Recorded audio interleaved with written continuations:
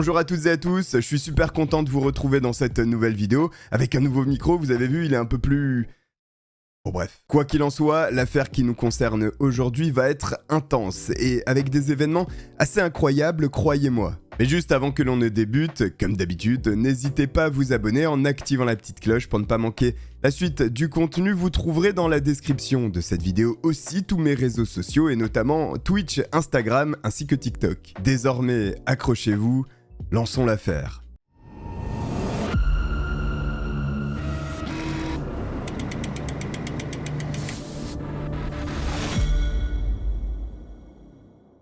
Pour notre histoire, partons du côté des États-Unis, en Californie et dans la ville de Castro Valley. Car c'est là-bas que vit Richard Samuel McCroskey, plus communément appelé Sam, âgé de 20 ans, avec son père ainsi que sa sœur. Et le moins que l'on puisse dire est que la vie n'a pas été clémente avec Sam. Tout au long de son parcours scolaire, et notamment au lycée, il a fait l'objet de nombreuses brimades de la part de ses camarades. Il était principalement ciblé pour la couleur de ses cheveux qui étaient roux, ainsi que pour son surpoids. Malgré ces nombreuses attaques quotidiennes et répétées, Sam ne répondait jamais au harcèlement et se laissait faire. C'est la raison pour laquelle il a dû changer à de multiples reprises d'établissement scolaire. Malgré ces changements, il n'a jamais eu son diplôme de fin d'études. Mais Sam a de la ressource, et bien qu'il ne dispose pas de diplôme, il arrive à obtenir des petits boulots, notamment dans le graphisme. Il est talentueux et réussit à créer des sites web intéressants. Et durant sa vie d'adulte, le caractère de Sam ne va pas réellement changer. Il reste un garçon calme et discret. Mais nous sommes à présent en 2009 et Sam utilise un réseau social, celui de MySpace. Et au sein de celui-ci, il y déverse un tout autre aspect de sa personnalité. Même si le jeune homme apprécie le graphisme et que c'est en partie son emploi, il a une autre passion, le rap. Mais il s'agit d'une variante bien plus sombre, celle de l'horrorcore. Le style horrorcore est donc un dérivé du hip-hop, au sein duquel les thèmes de l'horreur, des meurtres, voire même de l'occulte seront abordés. Les rappeurs qui s'expriment dans cette variante, à travers leurs paroles, représentent une violence gore mais imagée, plutôt qu'une violence urbaine et réaliste comme le gangsta rap ou le rap hardcore. Il est donc nécessaire de comprendre que l'horrorcore peut comporter des paroles macabres et dures psychologiquement. Il se peut même que des représentations de meurtre y soient exprimées, et c'est dans ce contexte que Sam décide de rapper. Et pour ce faire, il a besoin d'un nom de scène, et il choisira dans un premier temps Little Demon Dog, avant de changer pour Psycho Sam. Et c'est ainsi que Psycho Sam débarque sur la scène horrorcore avec des sons extrêmement sombres. Et bien qu'il ne s'agisse pas de la variante du hip-hop la plus populaire, elle regroupe tout de même un noyau dur de fans. Et Sam, acteur particulièrement actif au sein de cette communauté, entre en contact avec nombreux d'entre eux. Et c'est ainsi qu'il rencontre une personne qui partage les mêmes idées que lui, Emma Niederbrock, âgée de 16 ans.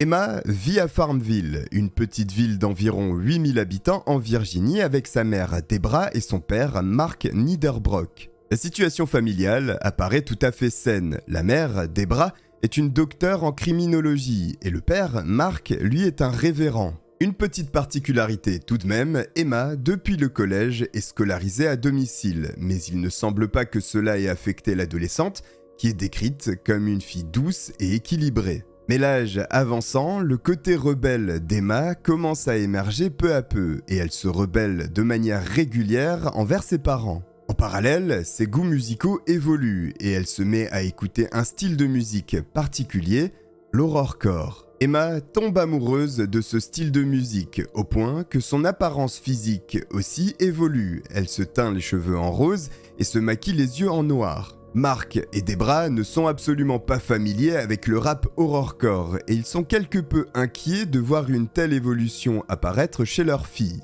Mais tous deux sont au fait que l'adolescence peut être une phase particulièrement délicate à gérer et ils ne souhaitent pas la rendre encore plus difficile et acceptent les pratiques de leur fille, Emma. À côté de cela, la situation de la famille Niederbrock n'est pas la plus stable puisque Mark et Debra, sur le plan amoureux, ne s'entendent plus réellement. Ceci engendre une séparation des parents et Mark, le père, va quitter le foyer familial afin de laisser Emma et Debra dans la maison. Mais la rupture n'est pas conflictuelle et un lien amical subsiste entre Mark et Debra qui vont tout mettre en œuvre afin que cette séparation n'affecte pas leur fille. Pourtant, à ce moment, l'intérêt d'Emma pour le rap horrorcore ne fait que grandir et prend de plus en plus d'ampleur. Elle consacre la majeure partie de son temps libre sur MySpace à échanger avec d'autres fans de ce style de musique. Et c'est ainsi qu'Emma va rencontrer l'une de ses meilleures amies, Melanie Wells, qui, elle aussi, est une grande passionnée du rap horrorcore. Melanie est âgée de 18 ans, et tout comme Emma, elle apprécie une artiste en particulier qui s'appelle Razakel. Et à cette époque, en 2009, les fans d'horrorcore sur MySpace pouvaient entrer en contact facilement avec les artistes. Emma et Melanie avaient donc des communications régulières avec Razakel, et le trio va former 3 amis presque inséparables. Notez que Razakel ainsi qu'Emma partageaient de nombreux points communs. Elles adoraient le maquillage, la photographie, la coiffure, et tous deux avaient des pères religieux. Et par ce biais, une 4e personne va intégrer le trio. Il s'agit de Richard Samuel McCroskey, âgé de 20 ans. Bien que les 4 personnes ne s'expriment presque exclusivement qu'à travers Internet, une situation quelque peu romantique va s'installer entre Sam et Emma. Au bout de quelques temps, Sam va même considérer Emma comme sa petite amie et la présenter comme telle lorsqu'il parlera d'elle. Bien qu'Emma ne rejette pas cette situation romantique à laquelle elle participe, il ne semble pas non plus qu'elle soit sur le même degré d'engagement. Elle conserve des contacts avec d'autres garçons et ne mentionne jamais Sam comme étant son petit ami. Néanmoins, il est vrai qu'elle se rapproche de lui. Un flirt en ligne va donc s'installer entre ces 2 jeunes personnes pendant 1 an environ, jusqu'à une rencontre.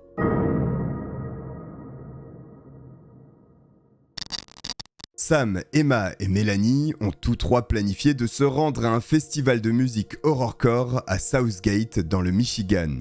Mais l'État du Michigan est loin de celui de la Virginie et les adolescents ont besoin d'un coup de main, celui de leurs parents. Et bien que Mark et Debra n'apprécient pas réellement le style de musique que leur fille écoute et l'ambiance qui gravite autour de celui-ci, ils décident tout de même de faire un effort afin qu'elle se sente bien et que, peut-être, les rébellions cessent. Par conséquent, ils acceptent que leur fille, accompagnée de Melanie et de Sam, se rende à ce festival, mais ils vont tout de même poser une condition. Il faut que Sam, Emma et Melanie dorment tous 3 à Farmville, dans la maison d'Emma, puis qu'ils soient accompagnés à l'aller et au retour par les parents. Les conditions sont acceptées et Emma est impatiente et ravie de rencontrer pour la première fois Sam. Il en est de même pour le jeune homme qui considère qu'enfin quelque chose de positif se déroule dans sa vie, puisque vous le savez, son enfance a été particulièrement rude, mais les 5 derniers mois également, puisque ses parents ont décidé de se séparer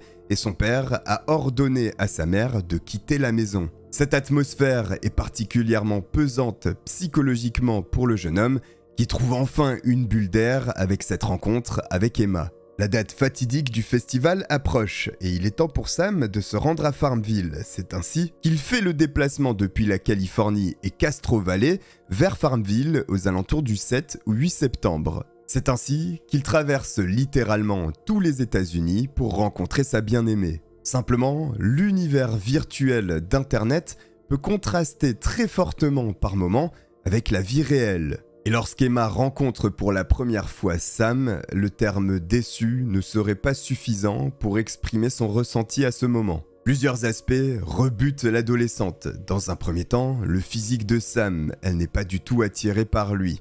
En second lieu, sa timidité la dérange aussi. En réalité, Sam apparaissait être une personne totalement différente. Il paraissait plus jeune que ses 20 ans et il était plus petit aussi que la jeune femme. Son style vestimentaire très peu soigné avec un sweatshirt à capuche noire trop grand et un pantalon cargo noir aussi ne plaît pas du tout à Emma. Mais cette dernière ne sera pas désagréable avec son invité pour autant, elle sera simplement beaucoup plus distante que prévu. Malgré cette déception, le 12 septembre 2009 se tient le festival et il est hors de question pour les 3 fans de rap horrorcore de manquer cet événement. Et pour se rendre de Farmville, en Virginie, à Southgate, dans le Michigan, il y a à peu près 10 heures de route. Ceci démontre la détermination et l'obstination des parents d'encadrer cette sortie et de surveiller leur fille, Emma, âgée de 16 ans seulement. Durant le festival, Emma flirte avec d'autres garçons sous le regard désabusé de Sam qu'elle évite à tout prix. Une dispute se déclenchera d'ailleurs entre Sam et Emma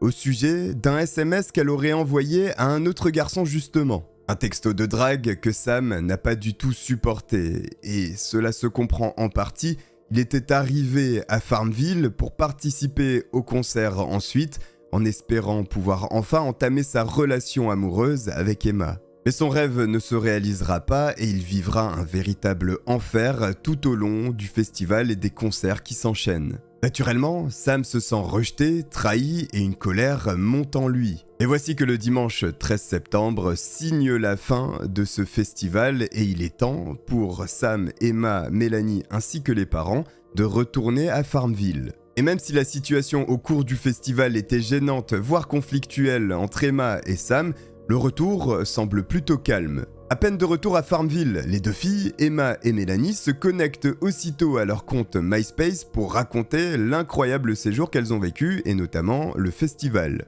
Les messages des deux jeunes femmes sont postés à 2h43 du matin le lundi 14 septembre. Mélanie précise dans l'un d'eux que le festival était véritablement génial et que désormais elle devait rentrer chez elle le mercredi 16 septembre. Mais à partir de cette dernière connexion, à 2h43 du matin le lundi 14 septembre, il n'y aura plus d'activité sur les réseaux sociaux, ni de la part de Mélanie, ni de la part d'Emma. D'ailleurs, les amis, tout comme la famille de Mélanie, n'auront absolument aucun contact depuis cette date avec la jeune femme. Et bien entendu, ce n'est pas un comportement habituel de la part de Mélanie, d'autant plus dans des circonstances pareilles. Thomas et Kathleen Wells, les parents de Mélanie, vont donc tenter d'établir un contact avec elle en vain. Toutes ces tentatives étant infructueuses, le mercredi 16 septembre 2009, date à laquelle Mélanie devait être de retour, le père, Thomas, va parcourir les 250 km qui séparent Farmville d'Inwood pour aller vérifier tout ça. Après 3h15 de route, voici que le père arrive au niveau de la maison des Niederbrock. Il sort de son véhicule et s'approche de la porte d'entrée où il toque, sonne, mais il n'y a aucune réponse. Après tout, peut-être que tous ensemble sont sortis. Il décide donc de retourner dans son véhicule et de patienter en attendant leur retour. Mais les minutes, puis les heures s'égrènent et après avoir patienté 7 heures durant dans son véhicule, Thomas finit par se résigner et rentrer à nouveau à Inwood avec le pressentiment que quelque chose ne va pas. Ce sont donc des sentiments d'anxiété et d'angoisse qui prennent Kathleen au cœur, puisque le père est revenu sans aucune nouvelle. La mère se lance donc dans une grande campagne d'appels téléphoniques et elle essaye de joindre la moindre personne qui aurait eu un contact avec Mélanie. Mais aucune des personnes qu'elle a réussi à joindre ne lui délivre la moindre information. Elle tente, ne sait-on jamais, de contacter la maison des Niederbrock.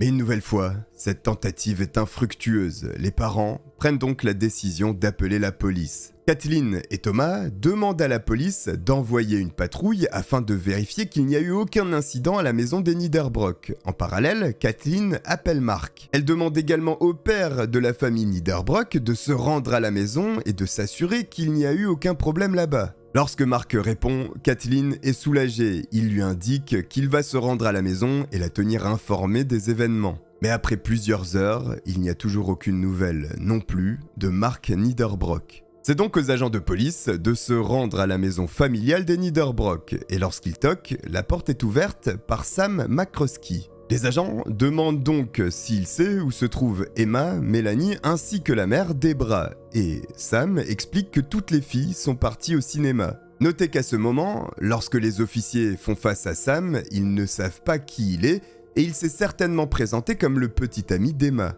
Et si je vous précise cette information, c'est parce que les officiers n'iront pas plus loin dans leur enquête. Ils ne vérifieront pas l'intérieur de la maison et ne poseront pas plus de questions à Sam non plus. Il se peut également que lorsque Kathleen était en contact avec la police, elle n'ait pas détaillé l'histoire du week-end et donc les officiers n'ont pas cherché à creuser plus loin. Par ailleurs, la personne qui est recherchée est Mélanie. Or Mélanie est âgée de 18 ans et à cet âge-là, elle est libre de faire ce qu'elle veut, ce qui est un aspect supplémentaire dans le non-approfondissement de cette enquête de la part des officiers. Nous sommes désormais le jeudi 18 septembre. Emma, Mélanie, Debra et Mark sont tous quatre disparus et celui qui répond à la porte du foyer familial des Niederbrock, c'est Sam McCroskey. Kathleen, complètement perturbée par cette situation, rappelle la police de Farmville et insiste pour qu'il y ait du mouvement afin de savoir ce qu'il se passe dans cette maison. Après un très grand nombre d'appels, peut-être trop, Kathleen obtient gain de cause et une patrouille est à nouveau envoyée au domicile des Niederbrock ce jeudi 18 septembre. Cette fois-ci, lorsque les agents arrivent sur le perron et se trouvent face à la porte d'entrée, leur nez est pris par une odeur nauséabonde. Et cette odeur, les policiers la connaissent par cœur, c'est celle des cadavres. Ils enfoncent donc la porte et entrent à l'intérieur du domicile. Ils parcourent les différentes pièces de la maison, arme à la main, puis tombent sur l'horreur. Ils décrivent la scène qu'ils ont en face d'eux comme un abattoir. 3 corps recouverts de sang, démontrant l'attaque sauvage qu'ils ont subie, sont retrouvés dans une chambre au rez-de-chaussée. Un 4e corps, lui, est découvert dans une chambre à l'étage. Les victimes sont dans un tel état qu'il est impossible de les identifier immédiatement. On ne peut pas savoir s'il s'agit d'un membre de la famille Niederbrock ou bien de Melanie Wells. Ce n'est que le 21 septembre 2009 qu'Emma, Mélanie, Debra ainsi que Mark sont identifiés comme étant les cadavres présents dans cette maison. Il apparaît que les 3 femmes, Mélanie, Emma et Debra, ont été attaquées de manière impitoyable à l'aide d'un objet contondant et au cours de leur sommeil dans le lit. Sur le lieu du crime, plusieurs armes sont découvertes, mais les experts, en observant les cadavres des jeunes femmes ainsi que celui de Mark, estiment qu'il s'agit là d'un objet tel un maillet en provenance du jardin de la famille qui a été utilisé comme arme du crime. Mark, le père, semble aussi avoir été attaqué par cet objet. Notez que les experts détectent qu'il n'y a eu aucune trace de défense de la part des victimes. Ceci signifie que les femmes ont été attaquées au cours d'un sommeil profond et que Mark a été la victime d'une embuscade.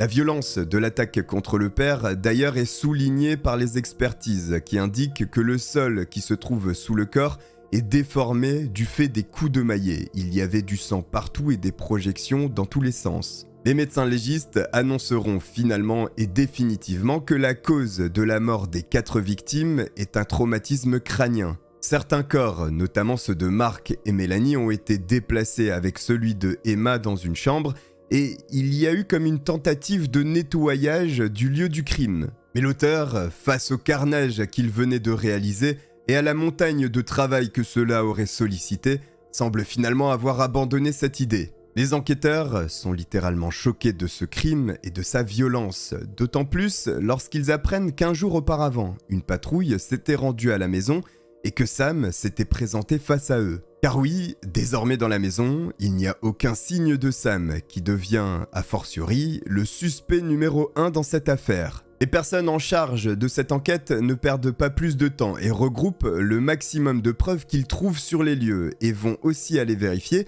les comptes des réseaux sociaux des jeunes filles. Une fois fait, le contexte leur saute aux yeux puisqu'ils constatent qu'Emma et Mélanie se sont rendues au festival d'Horrorcore accompagnées de Sam et de leurs parents. Ils comprennent également, à la lecture des différents messages laissés par Emma et Mélanie sur MySpace, que Sam avait fait l'aller-retour avec elles au festival.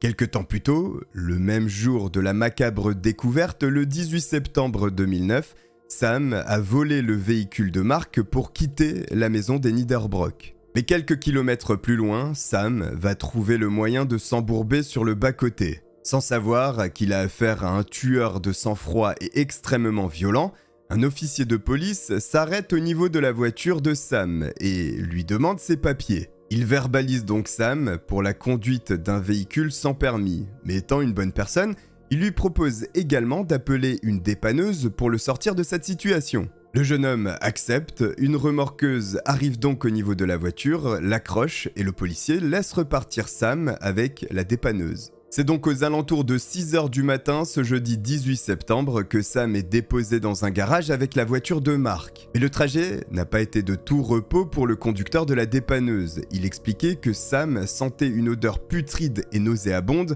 qui lui donnait des relents et il était obligé d'ouvrir la fenêtre et d'avoir sa tête à l'extérieur pour conduire. Le conducteur a noté, néanmoins, que Sam n'apparaît pas déstabilisé par l'odeur, qui pourtant lui permettent à peine de conduire. Et un autre point avait attiré son œil, des traces rouges au niveau du cou de Sam. Il lui avait donc demandé, au cours du trajet, ce qu'elles étaient. Sam lui a donc calmement indiqué qu'il s'agissait en réalité de suçons réalisés par sa petite amie. Sam se trouve donc désormais au garage où il a besoin d'être véhiculé pour aller à l'aéroport international de Richmond, sa destination. Il appelle donc un taxi. Et comme cette histoire n'est pas suffisamment étrange, le taxi au cours du trajet entre le garage et l'aéroport a été interpellé pour excès de vitesse. Néanmoins, Sam ne sera à aucun moment inquiété. Et au cours de la verbalisation, il prendra même le temps de sortir du véhicule pour fumer une cigarette sur le côté. Du côté des enquêteurs, bien que Sam soit le suspect numéro 1 légitime,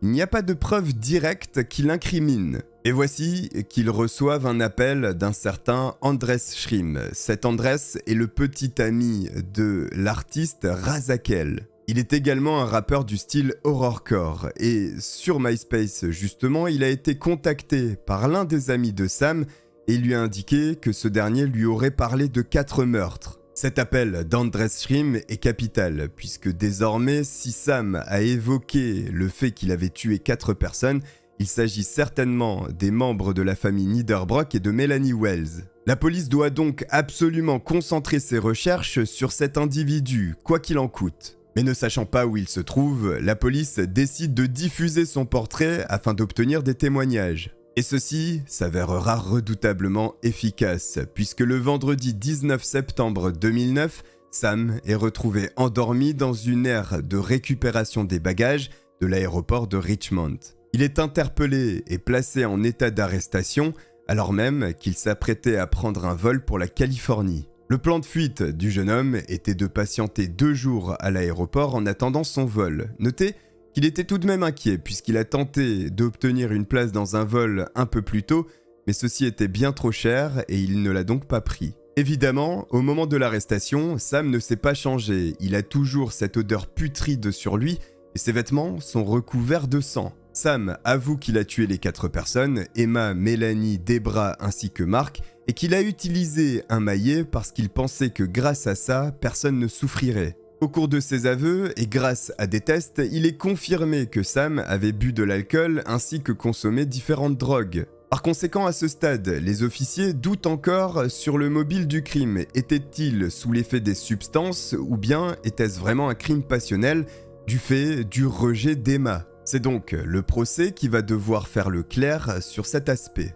Mais plutôt que de faire face au tribunal et à la peine capitale, Sam accepte un accord selon lequel il plaide coupable. 1 an plus tard, il est donc inculpé pour les 4 meurtres au premier degré. Il est temps donc de détailler les faits de cette affaire.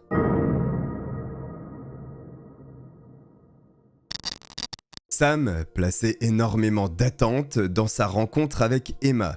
Simplement, lorsque celle-ci l'a rejeté, puis a flirté avec d'autres garçons au cours du festival, il s'est senti humilié. Il n'a néanmoins pas agi dans les jours précédant le festival, puisqu'il plaçait des espoirs avec celui-ci et peut-être espérait-il que la musique et l'ambiance de celui-ci lui permettraient de se rapprocher d'Emma, mais cela n'a pas été le cas. Par conséquent, au petit matin du lundi 13 septembre, lors de leur retour à la maison des Niederbrock, Sam a attendu que les 3 femmes s'endorment. Sam s'est mis à boire. Il a également consommé de la marijuana et des analgésiques. Ce mélange de substances, mixé à ses sentiments d'humiliation et de colère, font sortir Sam de ses gonds. Il récupère un maillet qui se trouve dans le jardin de la maison. Il rentre à nouveau et se dirige vers le séjour où se trouve Mélanie endormie. Sam se rapproche du canapé où se trouve la jeune femme et il assène de violents coups de maillet à l'arrière du crâne de celle-ci. Elle est la première victime du jeune homme, qui se dirige à l'étage cette fois-ci, en direction de la chambre de Debra, la mère. Le procédé est quasiment similaire. Sam rentre silencieusement dans la chambre de Debra,